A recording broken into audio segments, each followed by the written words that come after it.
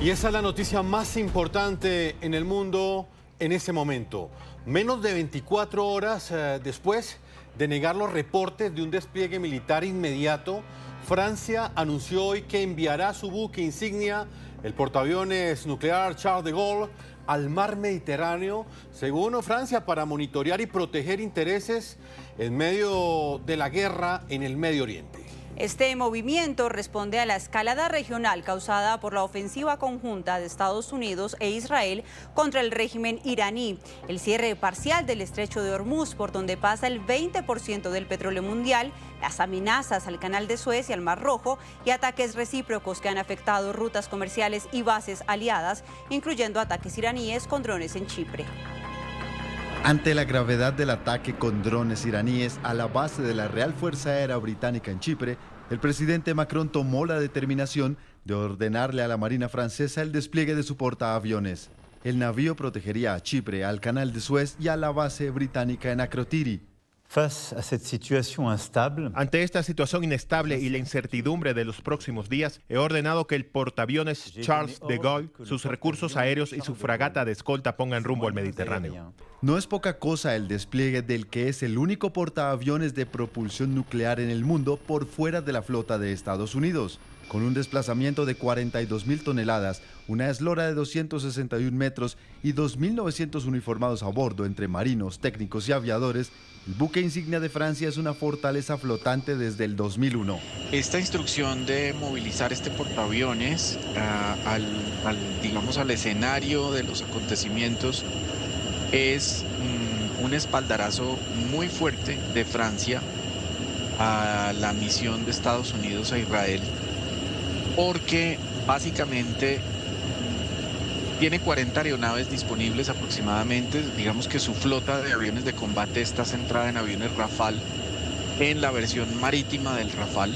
Tiene algunos aviones de alerta temprana E-2 exactamente iguales a los que utilizan los portaaviones nucleares norteamericanos. Este es un portaaviones nuclear. Y es un portaaviones que puede estar también por tiempo indefinido en el mar, en misiones muy largas. Su componente aéreo embarcado es de entre 30 a 40 cazas Dassault Rafale M, uno de los aviones de combate de cuarta generación más avanzados, ágiles y efectivos del mundo. Cuenta con 2 catapultas impulsadas por vapor con las que puede lanzar un avión cada 30 segundos en condiciones de proyección de fuerza rápida. También lleva 3 aviones radar E-2 Hawkeye de alerta temprana, hechos en Estados Unidos, y hasta 5 helicópteros multimisión. Para su autodefensa cuenta con 11 cañones de 20 milímetros y 4 sistemas de contramedidas para defenderse de torpedos y misiles aire-tierra. Este formidable portaaviones no navega en solitario, sino que es acompañado por un grupo de escolta compuesto por un destructor de la clase Horizon, 2 fragatas, un submarino nuclear y 2 buques logísticos. Gracias a su sistema de propulsión nuclear, el Charles de Gaulle puede recorrer 1000 kilómetros en 24 horas. Además, la fragata Languedoc será enviada a Chipre junto al destructor británico HMS Dragon y 2 fragatas de la Armada de Grecia junto a 2 F-16 de la Fuerza Aérea Griega. Chipre, miembro de la Unión Europea. Chipre, miembro de la Unión Europea y país con el que acabamos de firmar una asociación estratégica, también ha sido atacado en los últimos días. Esto requiere nuestro apoyo. Por eso he dictado enviar allí también equipo adicional de defensa aérea y una fragata francesa, la Languedoc, que llegará a las costas de Chipre esta noche. El despliegue incluirá varios helicópteros con capacidad antidrón y sistemas de defensa aérea. Al momento de la orden presidencial, el portaaeronaves se encontraba en Malmö, la tercera ciudad costera más grande de Suecia, para formar parte de un cronograma de ejercicios militares de la OTAN.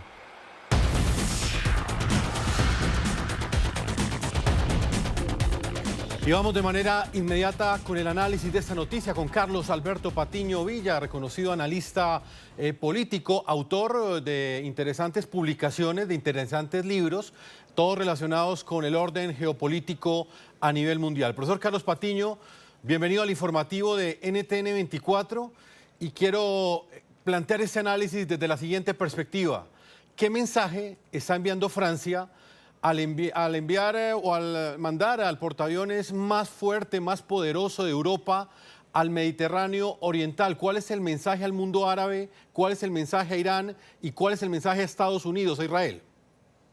Pues Jefferson, aquí hay, digamos, tres elementos importantes. Primero, la guerra se ha desbordado de una forma en que los Estados Unidos e Israel parece que no tenían prevista, y no tenían previsto que además Irán tuviera armamentos y misiles que por ahora empiezan a sacar como un elemento nuevo, y esto es un tema muy, muy importante que está mostrando que Irán tiene una capacidad de combate mucho más fuerte en una guerra existencial que Irán sabe que no puede perder, porque si la pierde desaparece completamente la revolución islámico-clerical de 1979. Segundo, la guerra ha desbordado y ha tocado a Chipre, lo que quiere decir que ha tocado área mediterránea y ha tocado, hay que recordar que Chipre es un estado independiente, no es una dependencia de Grecia, y obviamente esto implica a la Unión Europea. Y lo que está produciendo es que Francia, Alemania, el Reino Unido y Grecia se están manifestando para participar en acciones de defensa, no en acciones ofensivas contra Irán, por lo menos hasta esta hora. Y en ese contexto, pues de lo que se trata, y en el caso de Francia específicamente, como lo ha hecho Emmanuel Macron, de enviar un mensaje claro y contundente de que Francia defenderá sus intereses en el Medio Oriente, de forma tal que por ahora lo que hay es una participación de Europa en términos defensivos y no ofensivos frente a lo que significa, lo que está significando esta difusión, este esparcimiento de la guerra mucho más allá del Medio Oriente como tal, para llegar incluso a zonas del Mediterráneo. Profesor Patiño, buenas noches. Esto es Minuto a Minuto, noticia a noticia, esta realidad. Hoy las posturas más importantes de países europeos entraron a jugar papeles diferentes en el tablero geopolítico. España, que prohibió el uso de sus bases militares para Estados Unidos y que llevó al presidente Trump a llamarlo aliado terrible. Y ahora Francia, como lo venimos viendo, que desplegó este portaaviones Charles de Gaulle. Para usted, ¿qué tan importante y estratégico es que los países en Europa inicien a tomar posturas claras? ¿Y cuáles son los países que deben seguir estas acciones, especialmente las que van a conducir o que son conducidas para terminar con el régimen iraní y sus armamentos nucleares?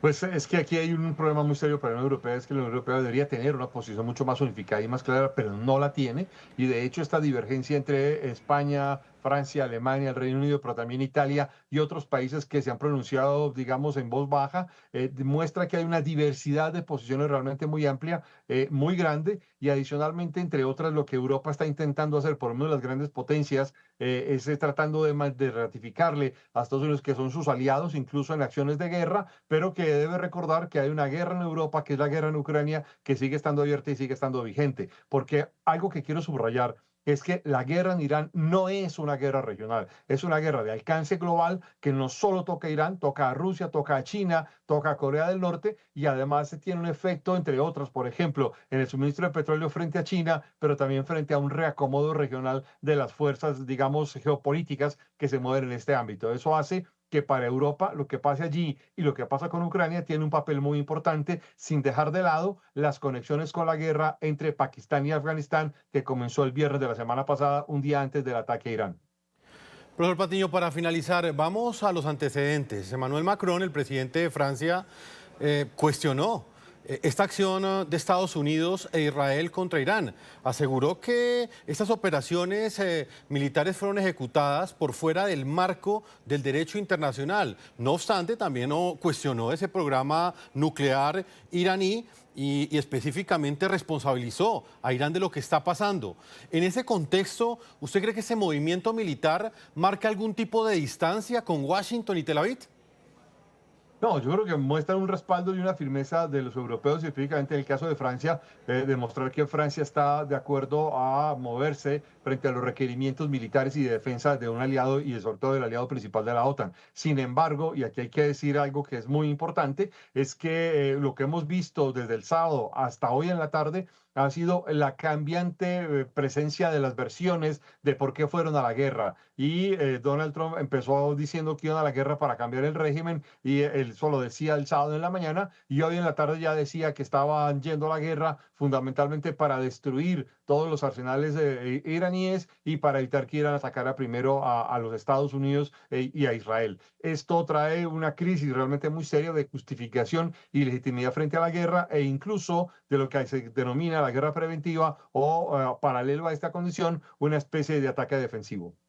Pues profesor Carlos Alberto Patiño Villa, académico titular de la Universidad Nacional de Colombia, autor de libros como Guerras que cambiaron el mundo y Posguerra Fría, acercamiento histórico y político, le agradecemos mucho por habernos acompañado en el informativo de NTN 24. Feliz noche. A ustedes, muchas gracias. Gracias. Que un líder más radical que Ali Khamenei tome el poder en Irán. Ese es el mayor temor del presidente Donald Trump tras la operación militar de la mano de Israel contra el régimen islámico. En minutos regresamos con la ampliación de esta y otras noticias. Por primera vez desde el inicio de la operación militar conjunta de Estados Unidos e Israel contra el régimen iraní, el presidente Donald Trump reveló hoy cuál es su mayor preocupación sobre el futuro del país. Aseguró que el riesgo más alto es que un clérigo o líder peor que el ayatolá Ali Khamenei se haga con el control en el poder en Irán. Roberto Macedonio nos amplía esta información a esta hora desde Washington, D.C. Roberto, muy buenas noches. Sí, ¿qué tal? Muy buenas noches. El presidente Trump se refirió a la situación por la que pasa en estos momentos el régimen ayatolá tras los sucesivos ataques de Estados Unidos e Israel a instalaciones militares pertenecientes a la cúpula de esta teocracia que lleva décadas oprimiendo de forma sangrienta y cruel al pueblo de Irán. Dice el presidente Trump que el peor escenario, según él, para Irán sería que un ayatolá todavía más cruel que Ali Khamenei se haga con el control del país. Bueno, no sé si hay un peor escenario posible. Desde el punto de vista militar, los hemos derrotado ampliamente. Todavía están lanzando algunos misiles. En algún momento ni siquiera podrán hacer eso, porque estaremos destruyendo todo su arsenal de misiles. Supongo que en el peor de los casos sería que hiciéramos esto y luego alguien tan malo como el anterior tomara el poder, ¿no? Eso podría suceder. No queremos que suceda. Así que nos gustaría ver a alguien allí que recupere todo para el pueblo. Y veremos lo que pasa con el pueblo. Ya saben, tienen su oportunidad. Les hemos dicho, no lo hagan todavía. Si van a salir a protestar, no lo hagan todavía. Es muy peligroso allá afuera.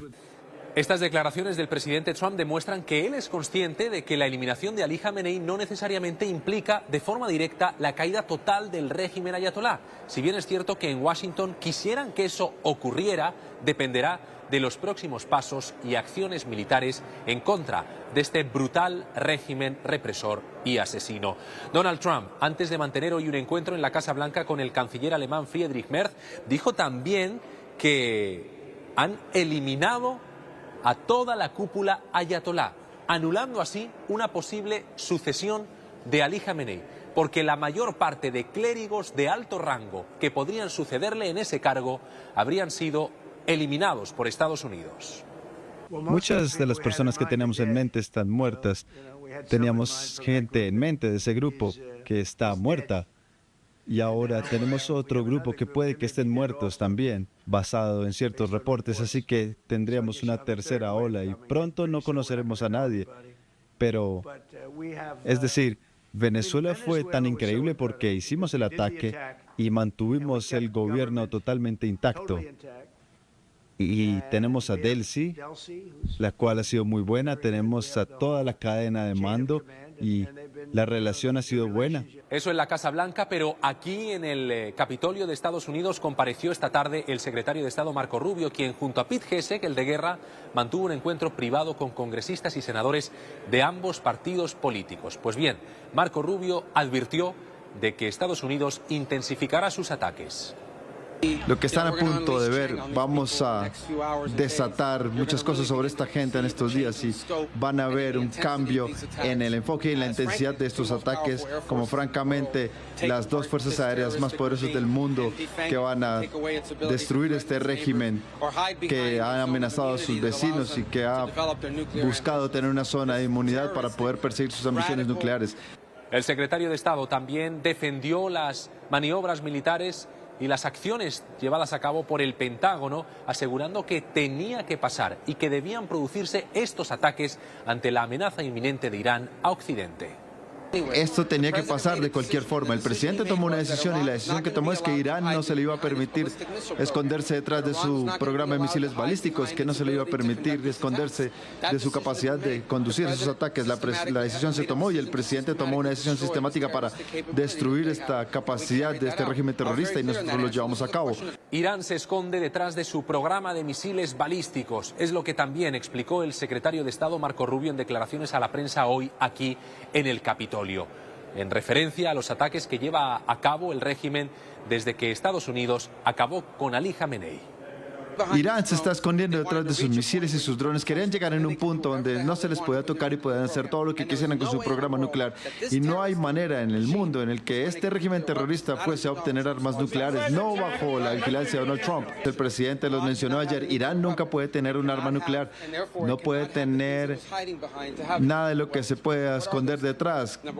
¿Qué son esas cosas? Número uno, vamos a destruir su capacidad misilística y lanzadores de misiles. Vamos a destruir su capacidad de hacer estos misiles, estos lanzadores, y vamos a destruir a su armada. Esos serán los objetivos, y este fin de semana actuamos y logramos, actuando con la mayor cantidad de éxito posible. Y como les dirá el Departamento de Guerra, lo logramos. Es el segundo día consecutivo en el que el secretario de Estado da explicaciones a legisladores en el Capitolio sobre estas acciones militares. La información desde Washington, para NTN 24.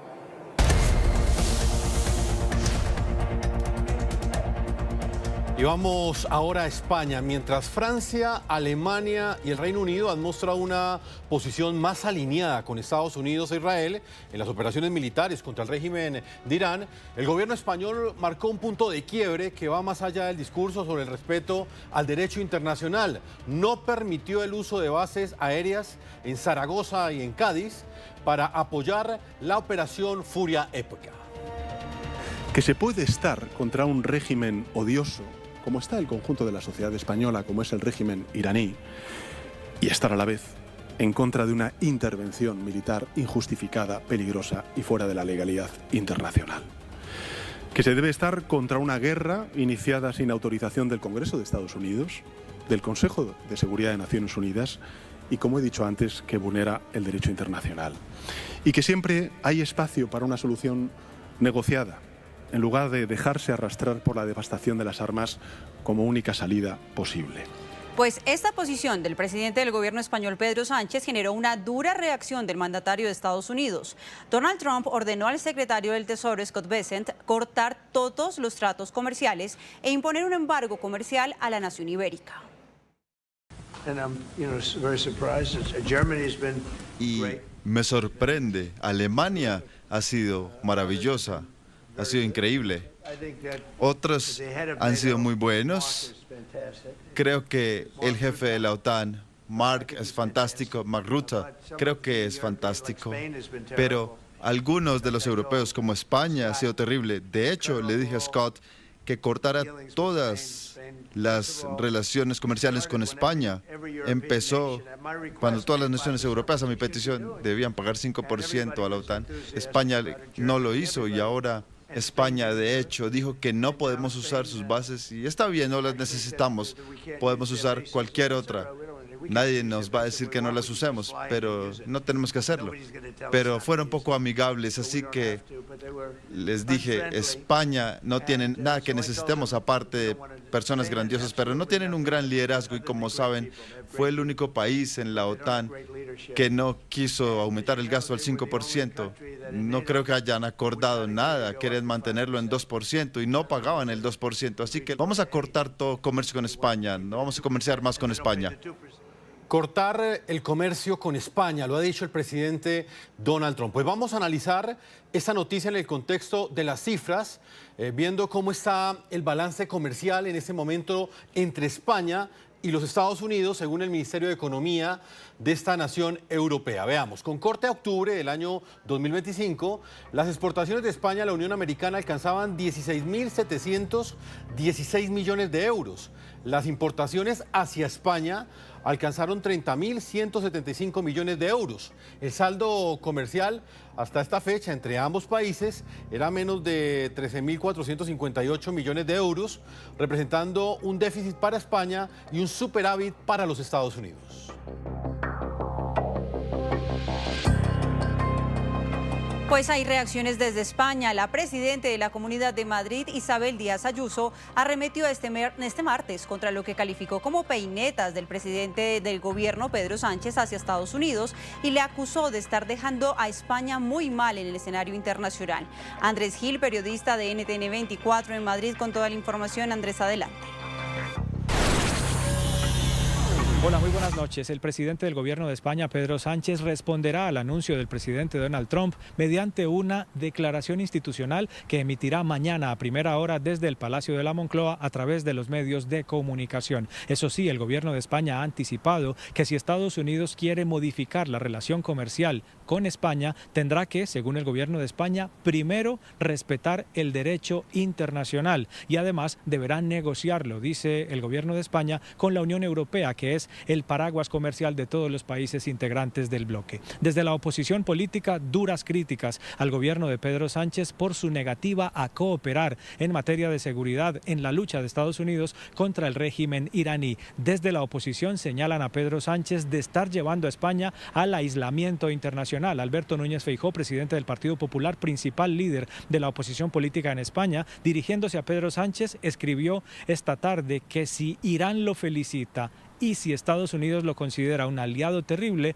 es porque está fallando él, porque está fallando Pedro Sánchez, según lo que expresa Alberto Núñez Feijóo. También desde la oposición, la presidenta de la Comunidad Autónoma de Madrid, Isabel Díaz Ayuso, señaló que si España, a través de su gobierno, sigue haciéndole conejo a la cooperación internacional en materia de seguridad, como le viene haciendo conejo Pedro Sánchez en los últimos años y en los últimos meses a la OTAN y a Estados Unidos, cuando España llegue a tener una necesidad en materia de defensa, en materia de protección, no tendría a quién pedirle ayuda, advierte Ayuso. No puede ser que estén dejando al Estado de Derecho en España a la altura del betún, que no se pueda confiar en nosotros, porque le damos la espalda a naciones enteras. Ya veremos cuando Estados Unidos le hagamos una nueva peineta, como le estamos haciendo ahora, y tengamos un problema serio de seguridad o de defensa. Les vamos a pedir algo, me extraña mucho, pero ¿quién mide las consecuencias? ¿Qué más me da? Sánchez gobierna para su parte del muro, para tenerles contentos. Por lo pronto, el gobierno socialista de Pedro Sánchez y sus socios de extrema izquierda siguen con su postura de no autorizar la utilización de las bases militares de Rota y de Morón en territorio continental español para que los bombarderos estadounidenses realicen las maniobras de reabastecimiento en los vuelos que están realizando de camino hacia el Medio Oriente para ejecutar los bombardeos en contra del régimen iraní. Información desde Madrid. Una feliz noche para todos. Un abrazo. Nos vemos. Gracias, Andrés. Un feliz amanecer en Europa. Mojtaba Khamenei, hijo del abatido ayatolá y jefe del régimen Ali Khamenei, habría sido designado como nuevo jefe supremo de la República Islámica de Irán, según versiones de prensa. Vamos a una pausa comerciales y cuando regresemos estaremos con esta noticia.